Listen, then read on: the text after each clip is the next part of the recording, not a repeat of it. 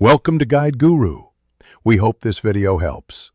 You begin by selecting the exact cells or an entire sheet you want checked. This controls scope and saves time. Once selected, press F7 or go to Review then Spelling to start. You'll see suggested corrections and options to ignore, change, or add to dictionary. Choose based on consistency needs.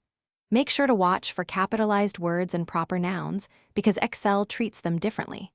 If working with formulas, remember spell check reviews displayed text, not underlying functions. You now process suggestions one by one, accept changes you trust and ignore ones that match valid names or industry terms. Once you see a repeated term, add it to your custom dictionary so future checks won't flag it.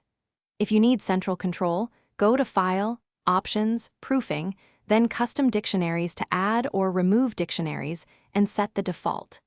Make sure to save the workbook after major edits. Also remember that spell check won't alter protected cells unless protection is removed.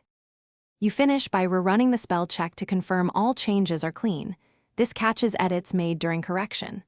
If Excel skips text, verify the sheet isn't protected and check review language to ensure the correct proofing language is set.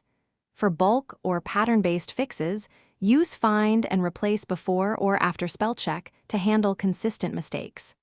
If spell check still fails, restart Excel and confirm Office proofing tools are installed.